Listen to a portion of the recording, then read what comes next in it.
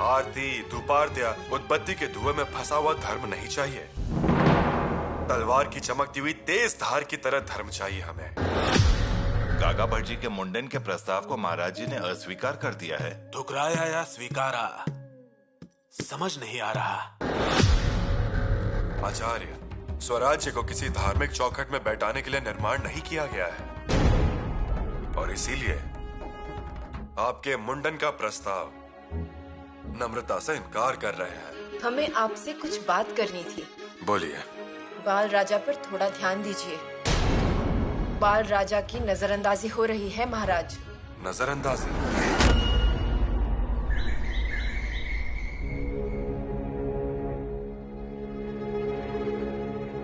आप बाहर क्यों खड़े हैं?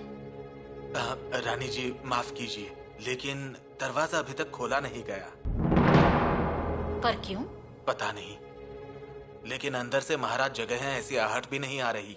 कहीं वो थककर गहरी नींद में सो तो नहीं रहे ना? शायद वैसा हो सकता है। रानी जी रोज घी की थाली में महाराज मुख दर्शन करते हैं, लेकिन आज वो भी नहीं हुआ। रोज की तरह नाड़ी परीक्षण के लिए सूर्योदय पर ही मैं यहाँ पहुँच गया हूँ, लेकिन एक प्रहर बीत चुका है। हम यहीं पर हैं। क्या आपने उन्हें आवाज लगाई? आवाज देना तो चाहता था, लेकिन बेवजह नींद में खलल पड़ेगी इसलिए नहीं दी। और वैसे भी महाराज सूर्योदय से 2 प्रहर पहले उठ जाते हैं। बात तो है, अब तक तो उनका प्रातः भोजन हो चुका होता है, और कभी देरी हो जाती है तो मुझे कहते हैं यस्बा प्रातः भोजन के लिए देर क्यों हुई। लेकिन आज दरवाजा क्यों नहीं खोला उन्होंने? अब वो कैसे पता चलेगा? कितने ही थके हुए क्यों ना हो, या फिर किसी मुहिम पर से वापस क्यों ना आए हो, इतनी देर तक तो वो नहीं सोते। महाराज, महाराज द्वार खोलिए। रानी जी माफ कीजिए, महाराज की तबीयत तो ठीक थी ना? उनके स्वास्थ्य के बारे में क्या कोई समस्या नहीं है? नहीं, रात को आपसे जब बात हुई थी तब कुछ बेचैनी महसूस हुई थी, या फिर दर्द वगैरह हो रहा ऐसा कहा था? बिल्कुल भी नहीं। महाराज, महाराज द्वार खोलिए। महाराज, महाराज द्वार खोलिए ना। महाराज। यीशु जल्दी खाना दीजिए, हमें भूख बहुत लगी है, और हमने पाली गांव में एक मामले के बारे में मुकदमा दायर किया है, मुझे जाना है। ठीक है, जलपान कर लीजिए। तुम मेरे साथ जलपान क्यों नहीं करती? हम और आपके साथ? लोग देखेंगे तो क्या बोलेंगे सोचिए। क्या कहेंगे? वो कहेंगे पति पत्नी साथ मिलकर खाना खा रहे हैं। वे ऐसा नहीं कहेंगे, वे कहेंगे कि देखो कैसे अपने पति के साथ बैठकर जलपान कर रही है। नहीं, आप कंधे से कंधा मिलाकर काम करती हैं, अपने न्यायाधीश का पद भी संभालती हैं, तो फिर मेरे बगल में बैठने में बुराई क्या है? आप कृपया जलपान करिए, आप कहाँ हमारी बात मानने वाले हैं। ये मैं दिल से कह रहा हूँ और दिल से खाता भी हूँ। वैसे ये बहुत अच्छा भोजन है। आपका पसंदीदा भोजन है, और गर्मा गर्म लापसी भी है। युवराज, माफ कीजिएगा, महाराज की तबीयत ठीक नहीं है। महारानी ने आपको तुरंत बुलवाया है। उनकी तबीयत ठीक नहीं है?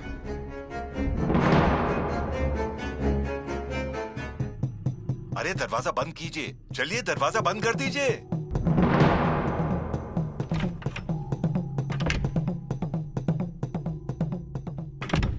ये ठीक किया आपने।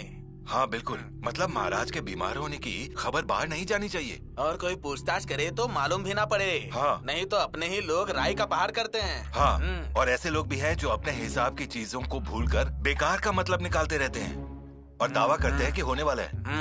इसलिए मैं सतर्क हो रहा हूँ। पंत, किले के नीचे एक अंग्रेज वकील आया है। हाँ। कुतुब शाह का भी वकील आया है। आने दो, लेकिन वहीं रोक के रखो। उनसे कहो कि आज किले के अंदर ना आए। यदि मेरा पत्र लेते हैं तो आपत्ति नहीं है जी। और हाँ, आज किले से नीचे कोई नहीं आएगा, किसी को प्रवेश करने मत देना। हाँ जी। बचाव के उपायों के बारे में हमारे आदमियों को सूचित करें। आप जा सकते हैं। कल रात 5-6 गांवों की जनता आकर रुकी है। अरे उन्हें रहने दो, वो चाहे तो 2 और दिन और रुक सकते हैं। पहले महाराज को ठीक होने दो, फिर देख लेंगे हम। और मोरोपंत उनसे अवश्य मिल लेंगे। हाँ, वो उनके लिए उपाय करेंगे। और बात ये है कि गढ़ वाले के रूप में कुछ बातों का व्यक्तिगत रूप से ध्यान रखना पड़ता है। आप महाराज के महल में गए थे क्या? जी, भीड़ है वहाँ। युवराज भी वही थे। अच्छा, सच में? तो फिर चिंता की क्या बात है? पिताश्री, आपको क्या हो रहा है? पिताश्री, बताइए ना, क्या हो रहा है? कुछ भी नहीं, बस थोड़ी सी थकान है और कुछ नहीं। और अब चाहे जो भी हो जाए, तुम हो ना ख्याल रखने के लिए। फिर भी आप कितने वक्त से अस्वस्थ हैं? रात के पहले कुछ घंटों बाद से। पिताश्री, आपने मुझे सूचना क्यों नहीं दी? शंभू राजा, तुम भी थक कर लौटे थे, इसीलिए मैंने नहीं बुलाया। राजकुमार शंभू, आप कितने सवाल पूछेंगे? सही कहा। उसके अलावा वो मुश्किल से सांस भी ले रहे हैं और उन्हें थकावट हो रही है, कमजोरी भी महसूस कर रहे हैं। देखिए तो, आंखों में भी कितनी थकावट है। वही तो हम भी कह रहे हैं माताश्री। अगर हमें समय पर पता होता तो तुरंत कुछ इलाज शुरू कर दिया होता। युवराज, जरा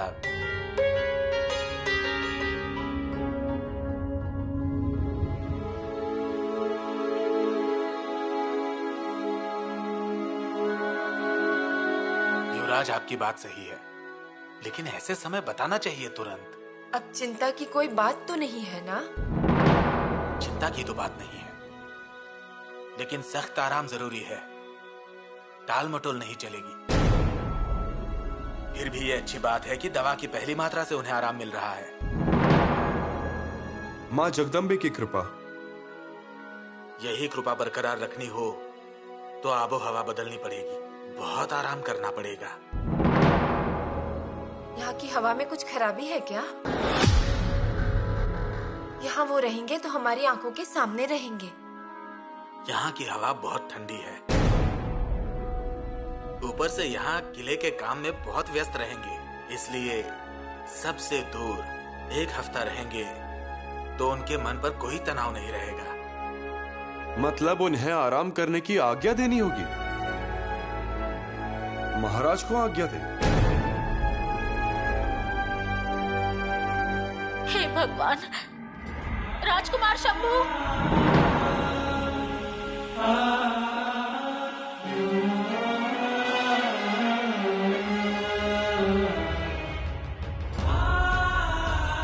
फिर से बेहोश हो गए, लेकिन चिंता मत कीजिए, ये बेहोशी उन्हें थकावट की वजह से हुई है, इसीलिए आबो हवा बदलनी है। आबो हवा बदलना महाराज की तबीयत के लिए बहुत अच्छी दवा है। मैं इसके बारे में सोचूंगा और आपको सूचित करूंगा। जल्दी बताइए, विलंब मत कीजिए। जी।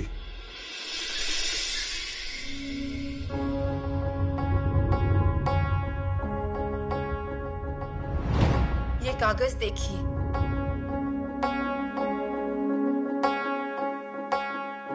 ये तो रानी माँ का खत है। आप इसे खत कह सकते हैं, पर हम इसे एक माँ ने अपने बच्चे के लिए बनाई हुई योजना समझते हैं। और इस योजना के कारण स्वराज्य संकट से बच गया था। आप कहना क्या चाह रही हैं सोयरा रानी जी? एक माँ होने के नाते एक सवाल पूछना है आपसे। महाराज, हमारे पुत्र का क्या होगा? खामोश!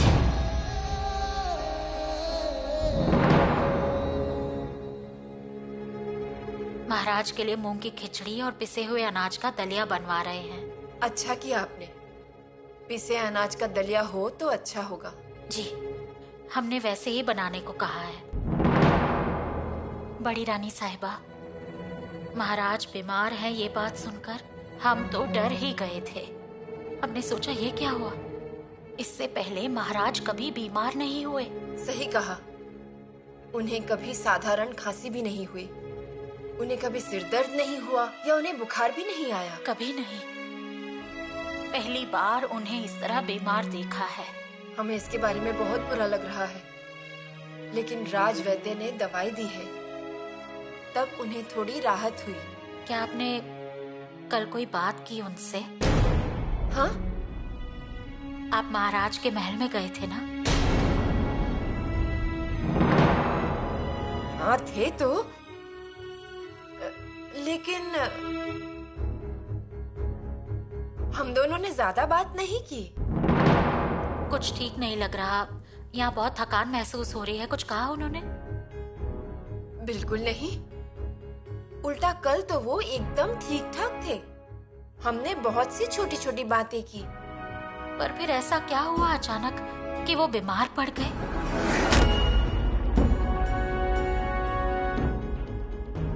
होगी कोई परेशानी उनको। और वैसे भी महाराज हमें कहाँ कुछ बताते हैं, वे अपने मुद्दे खुद ही सुलझाते हैं। पर तनाव होने जैसा ऐसा क्या हुआ उनके साथ?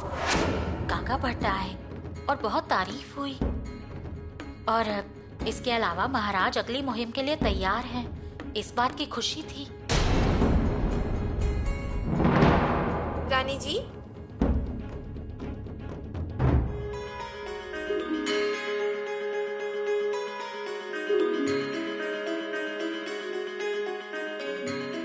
रानी सोयरा, हम आते हैं। मेरे प्रभु को अच्छा लगेगा अगर वो थोड़ा सा खा लें तो, नहीं तो ऐसे ही बैठे रहेंगे। खुद तो कुछ मांगेंगे नहीं और खाएंगे भी नहीं। हम आते हैं थोड़ी देर में।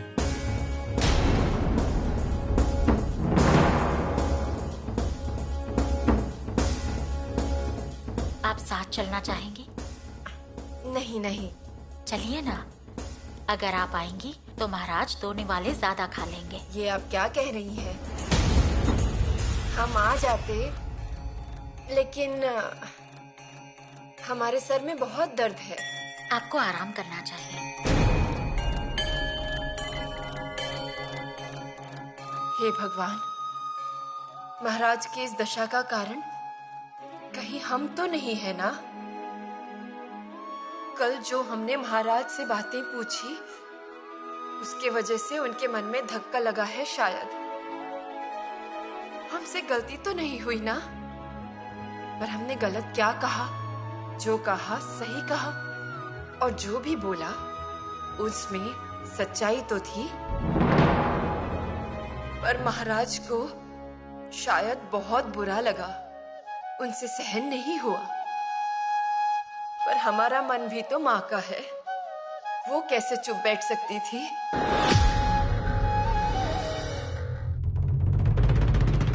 कैसी है अब तबीयत? अब आराम है। चावल का पानी पिया है, मूंग की खिचड़ी भी खाई है 2-4 निवाले, और अब थोड़ा सो रहे हैं। मैं तो घबरा ही गया था। हाँ, महाराज बीमार पड़ गए तो आश्चर्य होता है ना। मैं जब से देख रहा हूँ महाराज कभी भी बीमार नहीं हुए हैं, कभी खांसते हुए भी नहीं देखा। ऐसे कैसे? महाराज कभी बीमार नहीं पड़े, है ना? महाराज कब बीमार पड़े? चाहो तो औरंगजेब से पूछ लो ना, महाराज कितने भयंकर बीमार हुए थे। ये बात तो सच है। वो इतना बीमार हुए थे कि पूरा आगरा स्तब्ध रह गया था। क्यों, मैं सही कह रहा हूँ? महाराज तो ठीक हो गए, पर औरंगजेब बीमार पड़ गया। जैसे उसे बीमार कर दिया, वो आदमी लंबे समय से बीमार था। और ऐसा आदमी जो आज तक कभी भी बीमार नहीं पड़ा हो, लिख के ले लो, वो अंदर से एकदम कड़क है। महाराज आप?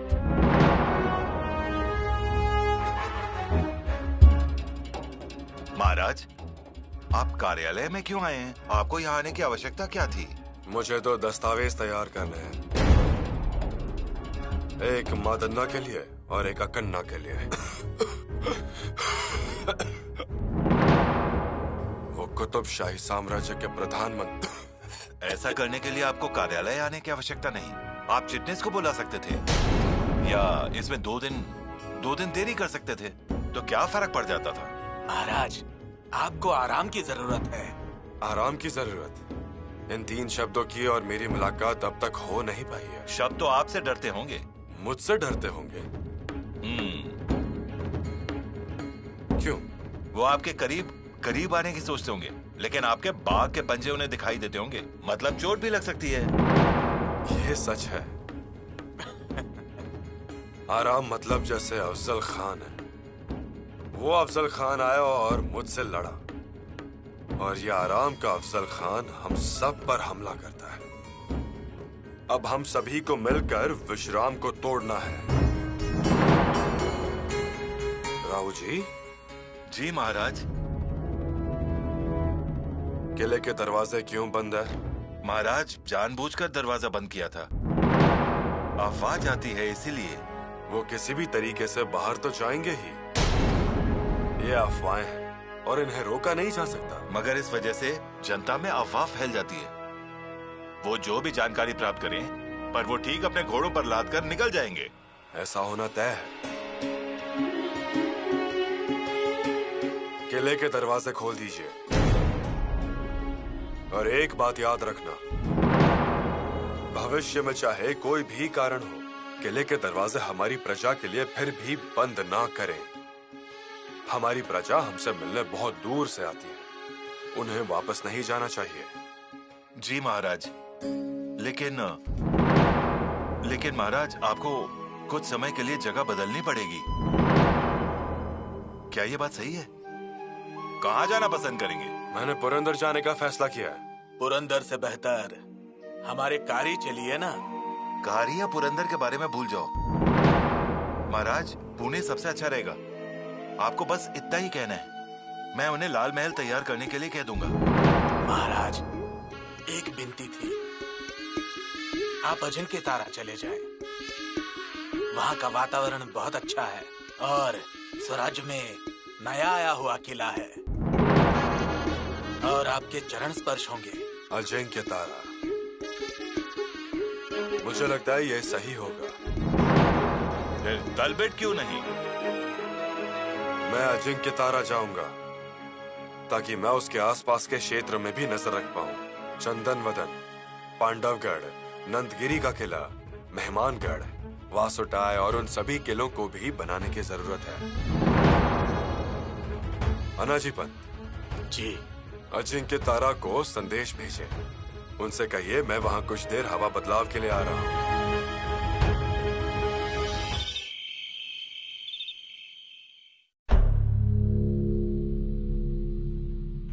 क्या इस तरह तुरंत कार्यालय जाने की जरूरत थी? आप जानते हैं आपको कमजोरी है, क्या आपको इस बारे में नहीं सोचना चाहिए?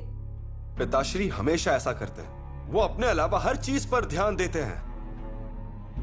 उन्हें कुछ ताकत मिलती है और उठ जाते हैं। मैंने सोचा तुम उनके साथ उनके महल में हो। युवराज, हम थे महल में। हमने उन्हें शाही वैद्य द्वारा दिए गए उम्रा की जड़ का काढ़ा भी पिलाया था, और फिर वे सोने चले गए। उसके बाद हम माता श्री के महल में गए नापने का प्याला लेने, और जब हम वापस आए तो देखा कि पिताश्री महल में है ही नहीं। पिताश्री कार्यालय में गए, उन्हें द्वार खोलने को कहा। दुनिया उल्टी हो सकती है, लेकिन उन्हें अपनी प्रजा दिखाई देनी चाहिए।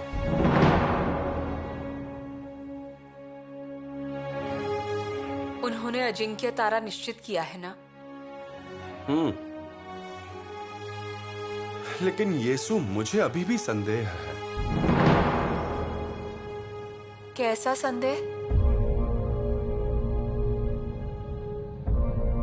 अजिंक्य तारा पर महत्वपूर्ण चर्चा होगी। वो वहां स्वराज के प्रशासन में एक बहुत ही महत्वपूर्ण बदलाव का फैसला करेंगे, और उसके बारे में हर जानकारी अन्नाजी पंत को मिलेगी। चूंकि अजिंक्य तारा को अन्नाजी पंत ने स्वराज्य में लाया था, वहां अभी तक कोई पद नहीं सौंपा गया है। अन्नाजी के खास आदमी अभी भी वहीं पर काम कर रहे हैं। लेकिन युवराज, अगर अनाजी पंत को सूचना मिलती है तो उसमें गलत क्या है? हाँ, अन्नाजी पंत के बारे में मुझे कोई आपत्ति नहीं है, बिल्कुल नहीं। मुझे इस सूचना को बाहर भेजने के उद्देश्य पर आपत्ति है। महाराज से प्राप्त जानकारी अन्ना जी की स्वीकृति प्राप्त करने के लिए, इसीलिए अगर उनके अपने मर्जी के लोग उनके तक पहुंचने वाले होंगे तो जरूर उस जानकारी के पंख निकले होंगे, उस जानकारी के विभिन्न पहलू बनाए होंगे। ये स्वराज्य के प्रशासन के लिए मुश्किलें बढ़ा देंगी। तो इसका समाधान क्या है? इसका एक ही उपाय है। मैं पिताश्री की छाया बनूंगा।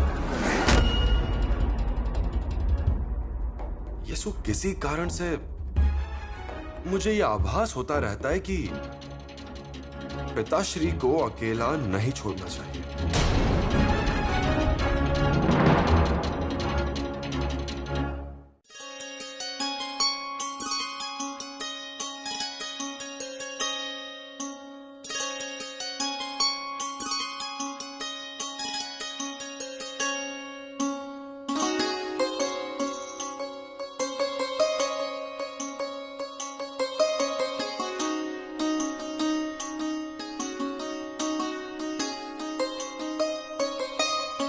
प्रणाम महारानी जी,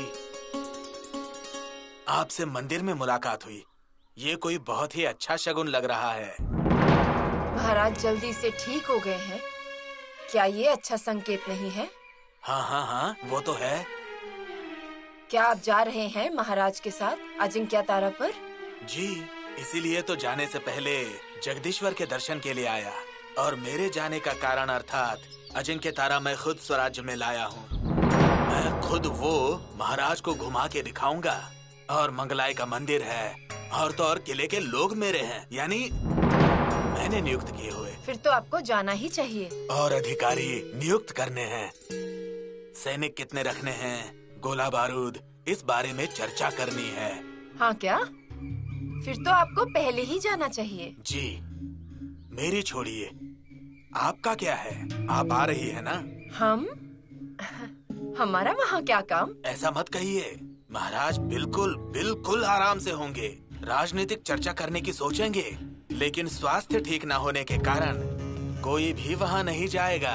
हाँ, और अजिंक्य तारा पर जाने का उद्देश्य भी वही है, विश्राम करना। बिल्कुल, महाराज वहाँ आराम करेंगे। ना राजनीति का हंगामा, ना जनता का आना जाना। और इसी बहाने से आप कोई महत्वपूर्ण बात कर सकती हैं। यहाँ बहुत व्यस्तता, बहुत से लोग, घर की बातें, महाराज के पास समय कहाँ है। इसीलिए महाराज के साथ चलिए। अच्छा सुझाव है। और तो और मंदिर में ये बात सूझी है। मैं तो कहता हूँ ईश्वर ने ही संकेत दिया है। ईश्वर ने कान में कहा और हमारे मुंह से निकला। हम आने की पूरी कोशिश करेंगे। बिल्कुल कीजिए, ताकि अपना आगे का मार्ग आसान हो और हमें किस दिशा में जाना है ये हम तय कर पाएंगे। और मुख्य तो बाल राजा साथ होंगे तो बात पक्की होगी। हाँ, अगर बाल राजा महाराज के साथ होंगे तो उनके साथ वो हंसेंगे, खेलेंगे, मस्ती करेंगे।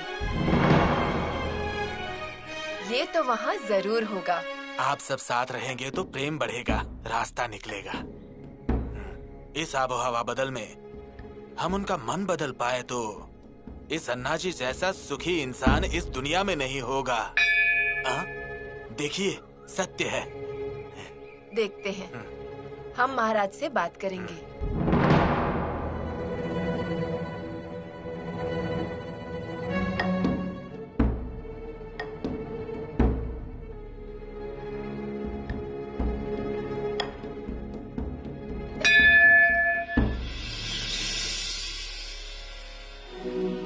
माताश्री, ये रख लीजिए।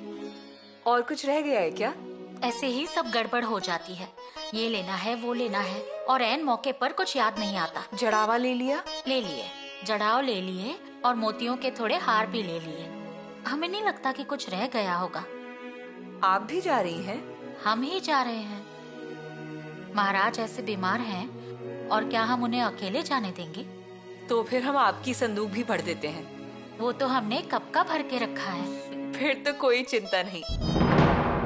माताश्री, युवराज कह रहे थे कि वो भी जाने वाले हैं अजिंक्य तारा पर महाराज के साथ। हमसे तो कुछ भी नहीं कहा, पर हम जाने वाले हैं। ऐसा है ना, अगर उन्हें तकलीफ हुई तो हमें तुरंत पता चलेगा। उनके दर्द की आवाज से ही हम जाग जाएंगे। दवाई, मात्रा वक्त पर दे सकेंगे। सही कहा। युवराज को ये सारी छोटी छोटी बातें कहाँ याद रहने वाली हैं। युवराज को याद नहीं रहेगा और महाराज को याद आया भी तो वो मांगेंगे नहीं। उनका स्वभाव ही ऐसा है, बीमारी चुपचाप सहेंगे। और गए हैं आराम करने, लेकिन काम में मशरूफ हो जाएंगे, परामर्श करने बैठेंगे। और एक बार महफिल जम गई तो सब भूल जाएंगे। सही कहा। इसलिए उन पर गुस्सा करने वाला, उन्हें रोकने वाला कोई होना चाहिए। आप हंस क्यों रही हैं? कुछ नहीं माताश्री, आज से पहले कभी आपको गुस्सा करते हुए नहीं देखा ना हमने, इसलिए हंसी आ गई। इसके अलावा अजिंक्य तारा पर बहुत ही सुंदर मंगलायिका मंदिर है। वहाँ देवी माँ की पूजा करेंगे। इस किले के स्वराज्य में आने के बाद पहली बार वहाँ पूजा की जाएगी, इसलिए हमें जाना है और कुछ नहीं है।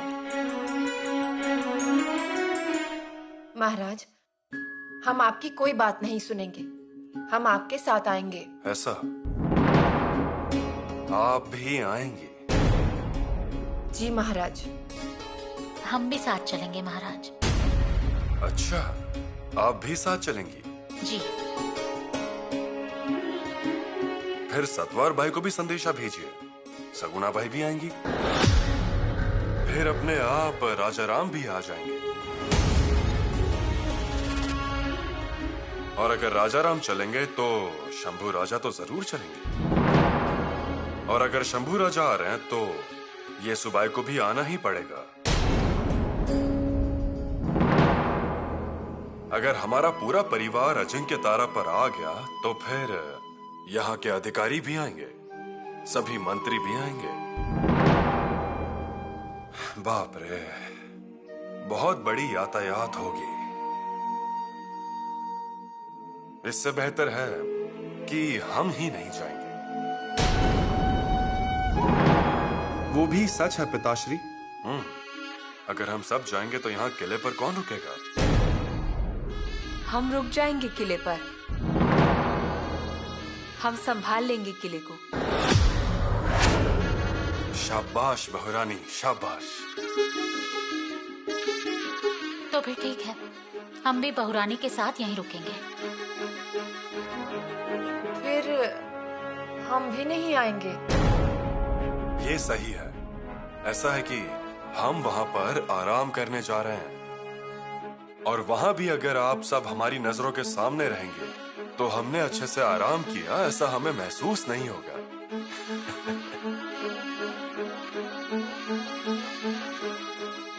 पिताश्री क्या कह रहे हैं? सबको आपकी फिक्र है इसीलिए कह रहे हैं। शंभू राजा, हम जानते हैं, और ये ही हमारी सबसे बड़ी दौलत है।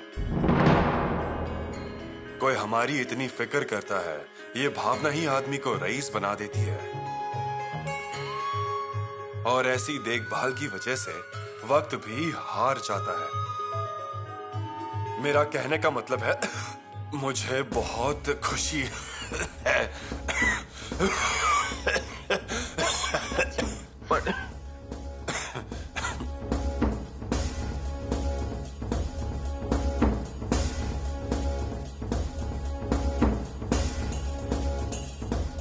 सब कुछ एक ही दिन बोलना जरूरी है क्या? कल बताइएगा। ठीक कहा। आप आराम कीजिए, अभी आप लेटे रहिए। देखा शंभू राजा, आप सब ने मिलके मुझे आदेश दे दिया। हाँ, लेकिन थोड़ी देर में हम किले से चले जाएंगे, इसीलिए सब अपनी जिम्मेदारी अच्छे से निभाइएगा। राज्य के कामकाज में ध्यान रखिए। जो रानी माँ ने कहा है उसका अनुसरण कीजिए। महाराज, हम अनुसरण कर रहे हैं और आगे भी करेंगे, लेकिन अभी तक आपने एक सवाल का जवाब नहीं दिया। आपके साथ कौन जाएगा? हाँ महाराज, हम नहीं, बड़ी रानी साहिबा नहीं, तो फिर आपके साथ कौन होगा? शंभू राजा,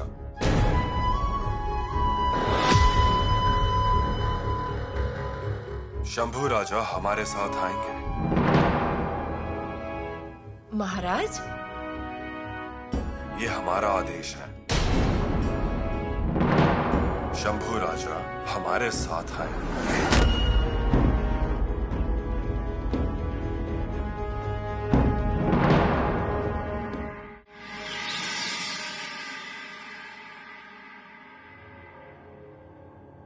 रानी जी, संदूक ले जाने के लिए आए हैं। आ गए? कुछ रहा तो नहीं ना? नहीं, सब कुछ ध्यान से रख दिया है। शहद लिया? देखा, वो रखना तो भूल ही गए। शहद का मर्तबान लाओ।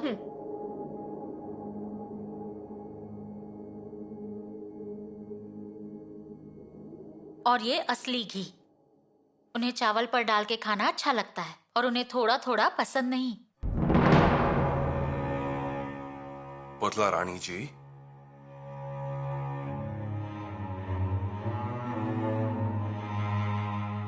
आप इन संदूकों को भरते थकेंगी नहीं। हाँ, ये संदूकें भी भर जाएंगी, लेकिन आपका मन नहीं। इसीलिए कह रहे हैं ये यहीं रहने दीजिए।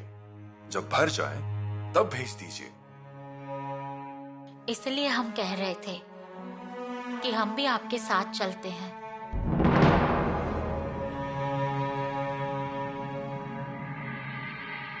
हम भी तो यही कह रहे थे कि हम साथ चलते हैं तो खाने पीने का ध्यान रख सकते थे। तो अब क्या माताश्री, पिताश्री के खाने पीने और नाश्ते का ध्यान अब कौन रखेगा? चिंता मत कीजिए, हमने सब बंदोबस्त कर दिया है। पर माताश्री, क्या बंदोबस्त किया है आपने? हम हमारे रसोइये को अजिंक्य तारा भेज रहे हैं। हमारी तरह उन्हें भी पता है कि महाराज को क्या क्या पसंद है। उसको सब जानकारी है। मतलब कौन सी सब्जी पसंद है, कितना तीखा होना चाहिए, कितना नमक। मतलब उन्हें पिताश्री की पसंद नापसंद पता है? बिल्कुल ठीक कहा। महाराज की देखभाल करना हमारा कर्तव्य है, और वो कितना भी मना करे, उनकी सुविधाएं या असुविधाएं, इनके बारे में हमें ही सोचना है। अब हमें बिल्कुल चिंता नहीं है। कब भेज रहे हैं खानसामा को? अरे वो तो आधा रास्ता पहुंच भी गया होगा। महाराज के पहुंचने से पहले ही सब इंतजाम करना होगा। महाराज ने अगर कुछ मांगा तो सब तैयारी होनी चाहिए ना? बिल्कुल। आप कितना ध्यान रखती हैं उनका? ध्यान तो रखना ही पड़ता है, वरना शंभू राजे देखते रहेंगे महाराज को और महाराज देखते रहेंगे अपने शंभू राजे की ओर। ये तो आपने बिल्कुल सच कहा।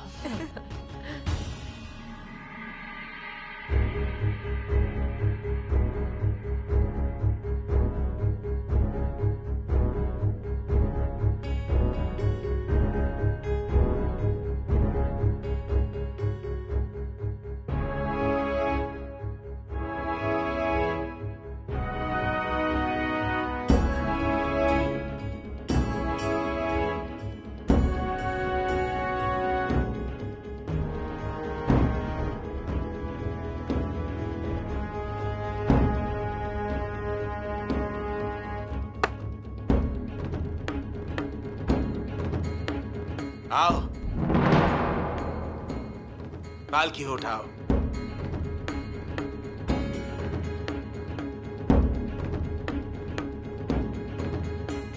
रुकिए माना जी, ये आपने क्या किया? नींबू उतार के फेंका। उससे क्या होगा? नजर नहीं लगेगी। ऐसा किसने कहा आपसे? बताया तो नहीं किसी ने, लेकिन सभी करते हैं इसलिए किया। क्या आप ऐसा हर बार करते हैं? जी, हर एक मुहिम में। लोग इसका क्या मतलब निकालेंगे? हम हमारे घोड़ों और पालकी पर से नींबू उतारते हैं इसलिए हमें सफलता मिलती है, तो फिर हमारे इन सैनिकों के पराक्रम का क्या मतलब रहेगा? गलती हुई। अगर ऐसे नींबू उतार के संकट को रोक सकते तो ये नींबू बेचने वाले लोग कितने सुखी होते। फिर से ऐसी गलती नहीं होगी महाराज। शाबाश। चलिए,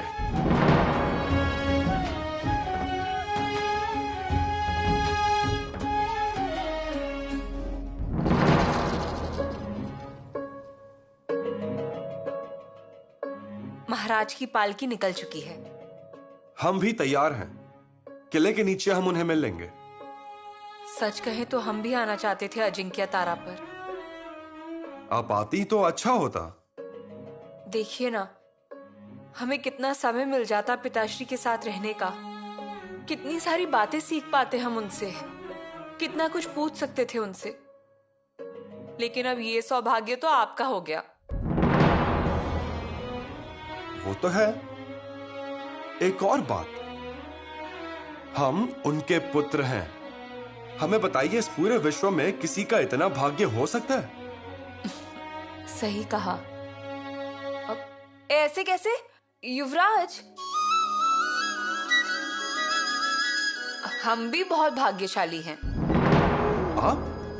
हाँ, आखिर हम पिताश्री की बहू हैं। क्या इस बात से विश्व के सारे लोग हमसे जलते नहीं होंगे? वो तो हमें याद ही नहीं रहा। यीशु, मैं आपसे एक बात कहना चाहता हूं। किले पर पहुंचने के बाद हम पिताश्री को आपको वहां बुलाने के लिए मजबूर कर सकते हैं। मतलब आपकी इच्छा व्यक्त करते हुए।